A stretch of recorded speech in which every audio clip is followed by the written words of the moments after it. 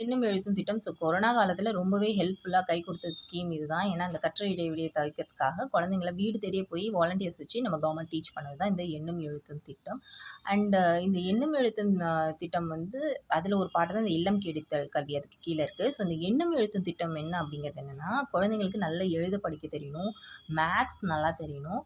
வாசிக்கவும் தெரியணும். இந்த எழுத, வாசிக்க இந்த 2 திறனையும் அதிகப்படுத்தணுங்கிறதுக்காக தான் இந்த எண்ணும் எழுத்தும் திட்டத்த கொண்டு வந்தாங்க. குறிப்பா 1 ஸ்டாண்டர்ட்லேருந்து 3 ஸ்டாண்டர்ட் வரைக்கும் இருக்கக்கூடிய ஸ்டூடண்ட்ஸ் 8 வயதுக்கு உட்பட்ட எல்லா குழந்தைங்களும் நல்லா படிக்கவும், எழுதவும் தெரியணும். அதே மாரி 4லேருந்து 5ஆம் வகுப்பு வரைக்குமே இத எக்ஸ்டெண்டும் பண்ணாங்க இப்போ. எப்பனாக்கா 2022 2023 டூ 2024 எஜுகேஷன் அந்த அகாடமிக் இயர்ல. இதுல ஒரு பார்ட் தான் இல்லம் தேடி கல்வி. கொரோனா காலத்துல வீடு தேடியே போய் அந்த குழந்தைங்களுக்கெல்லாம் கிளாஸ் எடுத்தாங்க. அடுத்தது மணற்கேணி செயலி. இந்த மணற்கேணி செயலி அப்படிங்கிறது என்னன்னா, இதில வந்து நெறைய வீடியோ லெசன்ஸ்லாம் அப்லோட் பண்ணுவாங்க. தமிழ்லயும், இங்கிலீஷ்லயும் இருக்கும்.